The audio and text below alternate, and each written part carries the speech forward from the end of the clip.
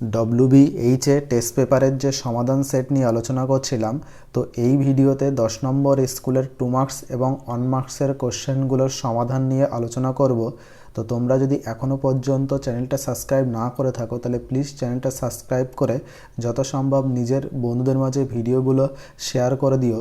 তো চলো দেখি যে প্রথম কোশ্চেনটা কি রয়েছে। বলছে এফ একটি ফাংশন যেটি আর প্লাস থেকে আর প্লাসের উপর ডিফাইন করা রয়েছে এবং F of x equal two E to the power x দ্বারা সংজ্ঞাত, তাহলে দেখাও যে এফ চিত্রণটি বাইজেক্টিভ এবং তারপরে এফ ইনভার্স এক্স নির্ণয় করতে হবে।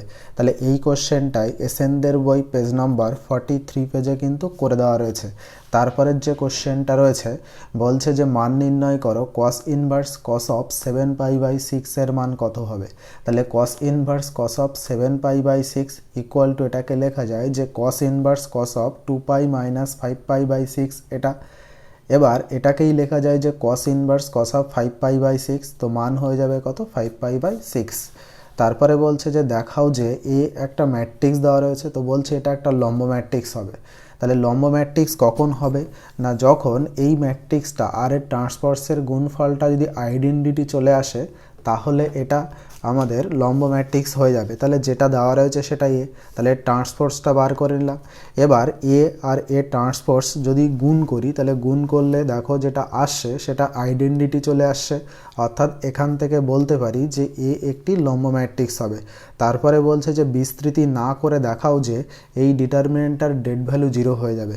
তো যেটা রয়েছে ডিটারমিনেন্ট যেটা রয়েছে সেটা যদি লেফট হ্যান্ড সাইডটা নিয়ে নিই, তো লেফট হ্যান্ড সাইড থেকে যেটা রয়েছে তার প্রথম যে কালামটা রয়েছে, তো প্রথম কালাম থেকে 3 কমন নিলাম। সেকেন্ড যে কালামটা রয়েছে সেকেন্ড কালাম থেকে 4 কমন নিলাম। আর থার্ড যে কালামটা রয়েছে সেই থার্ড কালাম থেকে যদি 2 কমন নিয়ে নিই তাহলে কি হবে না, পড়ে থাকবে যেটা 9, 8, 6, 10, 9, 7, 29, 26 আর 20 এটা থাকবে। এবার দেখো এখানে একটা অপারেশন করেছি যে C3 equal to C3 minus C1 plus 2C2। এই অপারেশনটা যদি অ্যাপ্লাই করি তাহলে যেটা হবে 24 ইন্টু ডিটারমিনেন্ট অফ 9, 10, 0, 8, 9, 0, 6, 7, 0, অর্থাৎ কি যে ডিটারমিনেন্টটা হলো তার যে থার্ড কলমটা সেই থার্ড কলমের প্রত্যেকটা এলিমেন্টই কিন্তু 0 হয়ে যাচ্ছে। অর্থাৎ যেহেতু প্রত্যেকটা এলিমেন্ট 0 হচ্ছে ওই জন্য টোটাল ডিটারমিনেন্টের ডেড ভ্যালুটা 0 হয়ে যাবে। তো এখানে আমাদের অ্যান্সারটা 0 চলে আসবে, অর্থাৎ যেটা রাইট হ্যান্ড সাইডটা প্রমাণ হয়ে গেল। তো এই প্রমাণটা কিন্তু আমরা বিস্তৃতি না করে এখানে প্রমাণ করলাম।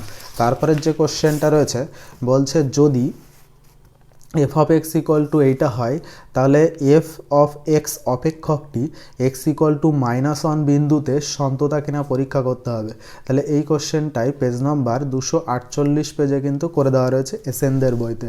তারপরে বলছে যে y equal to tan inverse √1 plus sine x divided by 1 minus sine x হয়, তবে প্রমাণ করো যে d y d x equal to half এটা হবে।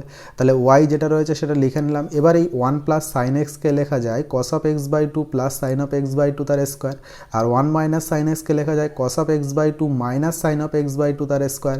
তো সেখান থেকে আমরা যদি রুটের বাইরে নিয়ে আসি তাহলে একটা করে চলে আসবে। তাহলে tan inverse cos of x by 2 plus sine of x by 2 divided by cos of x by 2 minus sine of x by 2।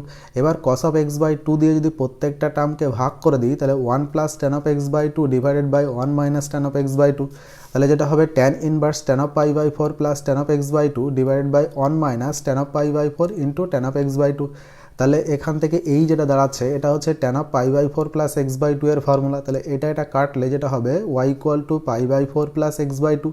তাহলে যদি ডেরিভেটিভ করি এক্সের সাপেক্ষে তাহলে ডিওয়াই ডিএক্স ইকুয়াল টু কত হয়ে যাবে, হাফ হয়ে যাবে। তারপরের যে কোশ্চেনটা রয়েছে বলছে যে দেখাও যে integration tan inverse sec x plus tan x d x equal to এটা হবে। তো এখানে আমরা লেফট হ্যান্ড সাইডটা ধরে নিলাম। তো লেফট হ্যান্ড সাইড রয়েছে হচ্ছে integration tan inverse sec x plus tan x. তো সেক এক্স প্লাস ট্যান এক্সকে যদি সাইন কসে কনভার্ট করি তাহলে যেটা হবে 1 by cos X plus sine X by cos X DX এটা। এবার এটাকে ক্যালকুলেশন করলে যেটা দাঁড়াচ্ছে integration π/4 plus X by 2 DX. তো সেখান থেকে যদি আমরা ইন্টিগ্রেশন করি তাহলে কিন্তু রাইট হ্যান্ড সাইডটা চলে আসবে। তারপরের যে কোশ্চেনটা রয়েছে বলছে যে সমাকলন নির্ণয় করো integration log of sine x cos x dx এটা। তো এই কোশ্চেনটা করার জন্য sin x equal to Z ধরে নিয়েছি, তো cos x dx equal to হচ্ছে dz, তাহলে cos x dx এর জায়গাটাই বসাবো হচ্ছে d অফ z, আর log অফ sin x, তো sin x এর জায়গায় বসাবো হচ্ছে z। তো এটাকে যদি আংশিক সমাকলন করি তাহলে কী হবে, z log of z minus integration 1/z into z dz এটা। তো এটাকেই ক্যালকুলেশন করলে আমাদের অ্যান্সারটা চলে আসে। তারপরের যে কোশ্চেনটা রয়েছে বলছে সমাধান করো x minus y into d x plus d y equal to d x minus d y প্রদত্ত x equal to 0 y equal to -1, এটা সমাধান করতে হবে। তাহলে এই ধরনের অঙ্ক কিন্তু এসএনদের বইতে এক্সারসাইজে কিন্তু করে দেওয়া আছে, অর্থাৎ উদাহরণে কিন্তু করে দেওয়া রয়েছে। তারপরে বলছে যে দেখাও যে log of 1 plus x less than x যখন এক্স গ্রেটার 0। তো এই কোশ্চেনটাই পেজ নাম্বার 523 পেজে এসএনদের বইতে করে দেওয়া রয়েছে। তারপরে বলছে যে এ একটা ভেক্টর দেওয়া রয়েছে, বি একটা ভেক্টর দেওয়া রয়েছে, বলছে যদি এই এ ভেক্টর এবং বি ভেক্টর সামন্তরিকের দুটো কর্ণ হয় তবে সামন্তরিকের ক্ষেত্রফল নির্ণয় করতে হবে। তো সামন্তরিকের কর্ণ দেওয়া থাকলে ক্ষেত্রফল এর ফর্মুলা যেটা হয় সেটা হচ্ছে half of a vector cross b ভেক্টরের পরমান। তাহলে প্রথমে এ ভেক্টর ক্রস বি ভেক্টরটা বার করে নিলাম, তো যেটা বার হয়েছে i cap minus 2 j cap plus 2 k cap. এবার যদি এদের মানটা বার করি তো মানটা বার করলে আলটিমেট যেটা দাঁড়াচ্ছে সেটা দাঁড়াচ্ছে হচ্ছে 3/2। তারপরে বলছে যে 4 অন বিন্দুগামী ও 3x minus 4y plus 7z plus 5 equal to 0 সমতলের উপর সমান্তরাল এমন সমতলের সমীকরণ নির্ণয় করতে হবে। তাহলে যে সমতলটা দেওয়া রয়েছে তার সমান্তরাল হলে কি হবে না, সব কিছুই একই থাকবে, শুধুমাত্র কনস্ট্যান্ট পার্টটা পাল্টে যাবে। তাহলে যেটা হবে 3x minus 4y plus 7z plus K equal to 0। তাহলে এই যে সমতলটা হলো এটা কিন্তু আবার 4 অন বিন্দুগামী, তাহলে 4 অন বসিয়ে দিলে কে এর মান -15 পেয়ে যাব। তো কে এর মান যদি আমরা এই 1 নম্বরে বসিয়ে দিই তাহলে 1 নম্বরে বসালে কিন্তু আমরা অ্যান্সারটা পেয়ে যাব। তারপরে যে কোশ্চেনটা রয়েছে বলছে যদি দুটো ঘটনা এ ও বি এর জন্য, যদি দুটো ঘটনা এ ও বি এর জন্য পি অফ এ এর মান 1/8, P of A by B equal to 1/8 এবং P of B by A equal to 1/4 হয়, তবে এ ও বি ঘটনা দুটো পরস্পর বিচ্ছিন্ন কিনা পরীক্ষা করতে হবে। তাহলে পি অফ এ দেওয়া রয়েছে, তো P of A by B equal to 1/8 দেওয়া রয়েছে, আর P of B by A equal to 1/4। তো এই জায়গা থেকে ক্যালকুলেশন করলে আমরা পি অফ এ বি এর মান পাবো 1/32 আর পি অফ বি এর মান পাবো হচ্ছে 1/4। তাহলে এখান থেকে স্পষ্টত যে P of A B equal to P of A into P of B, অর্থাৎ কি ঘটনা দুটো পরস্পর স্বাধীন হয়ে যাচ্ছে, যেহেতু স্বাধীন হচ্ছে তাহলে পরস্পর বিচ্ছিন্ন হবে না। তারপরে যে লাস্ট 2 মার্কসের কোশ্চেনটা রয়েছে বলছে যে একটি মুদ্রাকে 4 বার টস করা হলো, তাহলে হেডের সংখ্যা যদি হেডের সংখ্যার সম্ভাবনা বিভাজনের গড়মান ও ভেদমান নির্ণয় করতে হবে। তাহলে সেম টু সেম এই কোশ্চেনটাই পেজ নাম্বার 876 পেজে কিন্তু করে দেওয়া রয়েছে, তোমরা ওখান থেকে করলে খুব সহজেই বুঝতে পারবে। এবার যে 1 মার্কসের কোশ্চেনগুলো রয়েছে 10 নম্বর স্কুলে, সেই 1 মার্কসের কোশ্চেনগুলোর সমাধান নিয়ে আলোচনা করব।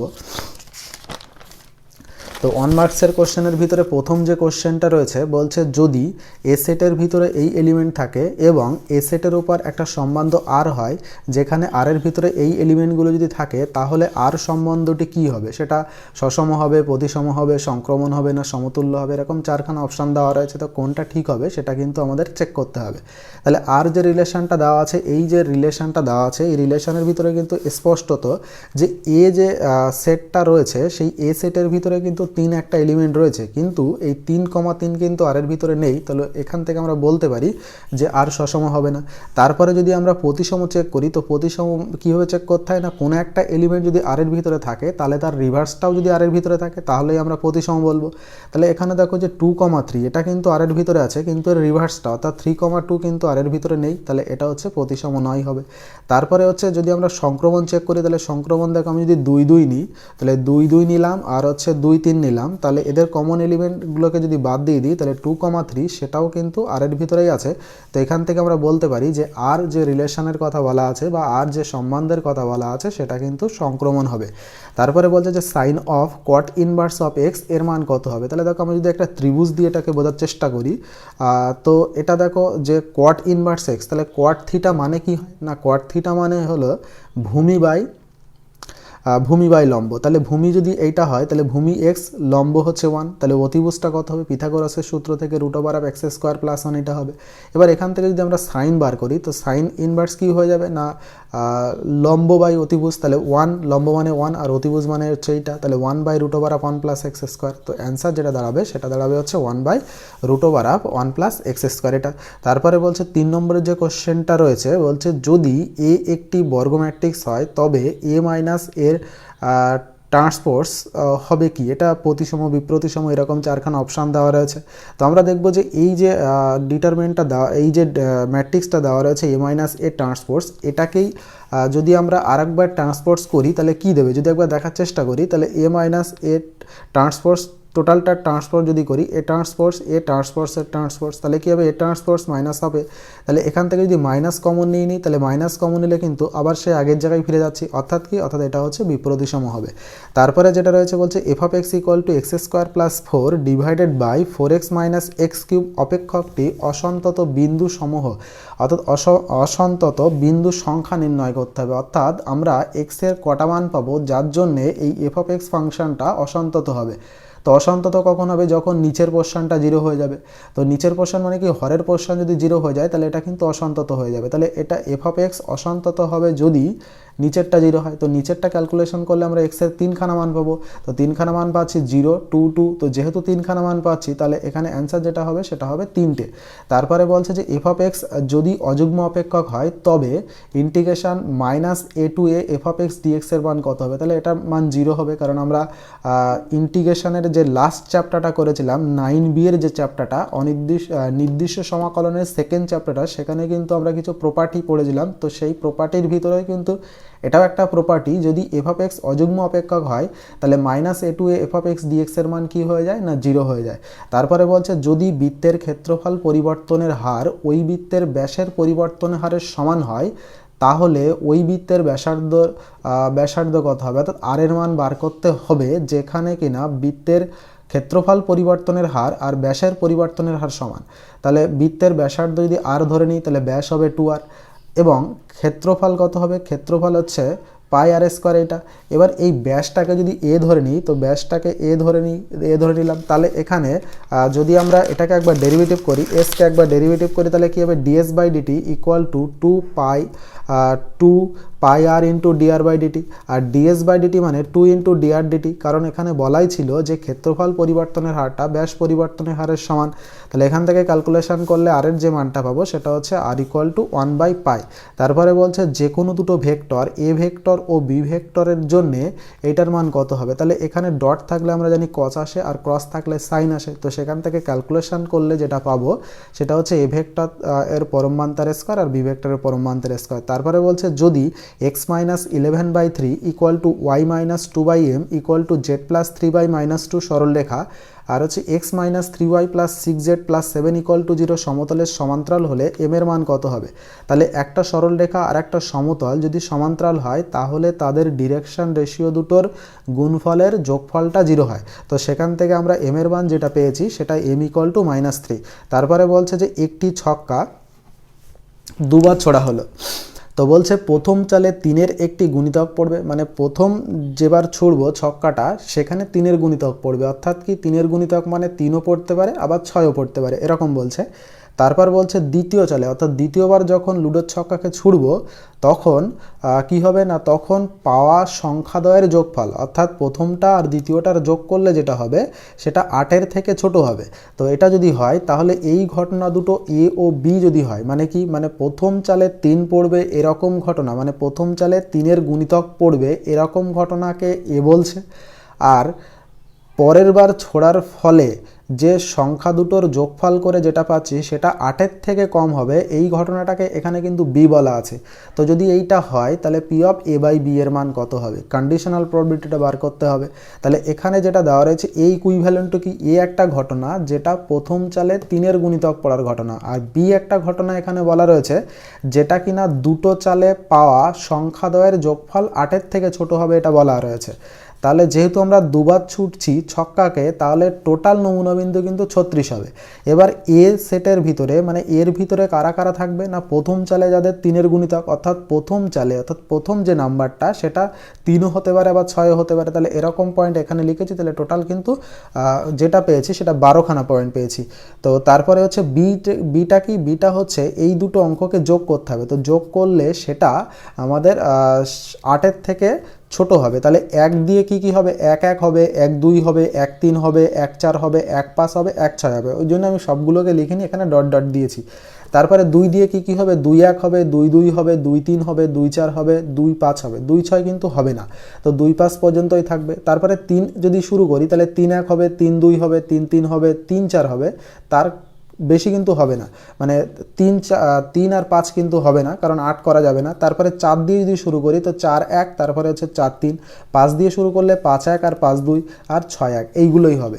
এবার যদি এখানে প্রবাবিলিটিগুলো আমরা বার করি, যে probability of A equal to কী হবে না 12/36, তার মানে 1/3। আর প্রবাবিলিটি অফ বি কী হবে 21/36, তার মানে হচ্ছে 7/12। আর প্রবাবিলিটি অফ এ বি, এইটা মানে কি, মানে হচ্ছে যারা কিনা প্রথম চালে হচ্ছে 3-এর গুণিতক পড়ছে, সাথে সাথে প্রথম চালে 3-এর গুণিতক এবং শেষে যেটা পড়ছে তাদের আবার সমষ্টি আবার 8-এর থেকে কম হচ্ছে, এরকম পয়েন্ট কিন্তু 5খানা রয়েছে। তো যেটা হবে P of A B equal to হচ্ছে 5/36, তাহলে P of A by B ফর্মুলাটা কি P of A B divided by P of B, তো ক্যালকুলেশন করলে যেটা হবে সেটা হচ্ছে 5/21 হয়ে যাবে। তারপরে যে কোশ্চেনটা রয়েছে বলছে যদি এক্স সমসম্ভব চলকের সম্ভাবনা বিভাজন এফ অফ এক্স হয় এবং এক্স কেবলমাত্র দুটো মান x1 আর x2কে গ্রহণ করতে পারে, তবে F of x1 plus F of x2 এর মান কত হবে। তাহলে এটা সমসম্ভব চলকতার বিভাজনের চ্যাপ্টার অঙ্ক। তাহলে সেখানে কিন্তু আমরা জানি যে কোনো একটা যে এরকম যে ছকগুলো তৈরি করতাম আমরা, তাহলে এই ছকের কিন্তু দুটো বৈশিষ্ট্য ছিল। কি কি বৈশিষ্ট্য ছিল?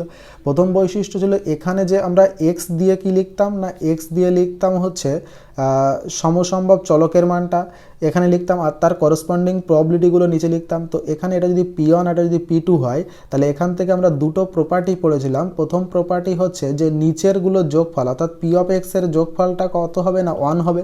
আর নাম্বার 2 এটা পড়েছিলাম যে এই যে প্রবাবিলিটিগুলো যেগুলো পাচ্ছি সেগুলো প্রত্যেকটাই কিন্তু 0-এর থেকে বেশি হবে, অর্থাৎ এগুলো কিন্তু নেগেটিভ হবে না। তাহলে প্রথম যে প্রপার্টিটা সেই প্রপার্টিটা দিয়েই কিন্তু এখানে অঙ্কটা হয়ে যাচ্ছে। অর্থাৎ বলেছে যে এই এক্স কিন্তু দুটো মান নিতে পারবে, একটা হচ্ছে x1 আর একটা হচ্ছে x2, আর এদের যে করসপন্ডিং প্রবাবিলিটিগুলো সেগুলো হচ্ছে এফ অফ x1 আর এফ অফ x2। তাহলে এইটা হচ্ছে এফ অফ x1 আর এটা হচ্ছে এফ অফ x2। তাহলে এই এফ অফ x1 আর এফ অফ x2 এর সমষ্টিটা কত হবে না, সমষ্টিটা 1 হবে, আমরা প্রপার্টিতে পড়েছি। তাহলে এটাই হচ্ছে এই কোশ্চেনের অ্যান্সার। তাহলে এটাই ছিল হচ্ছে 10 নম্বর স্কুলের 1 মার্কস এবং 2 মার্কসের কোশ্চেনগুলোর সমাধান এখানে করে দিয়েছি। কোথাও যদি বুঝতে প্রবলেম হয় অবশ্যই কমেন্ট সেকশনে জানাবে, এবং যদি চ্যানেলটা সাবস্ক্রাইব না করে থাকো তাহলে চ্যানেলটা সাবস্ক্রাইব করবে এবং নিজের বন্ধুদের মাঝে ভিডিওগুলো শেয়ার করে দেবে যত সম্ভব।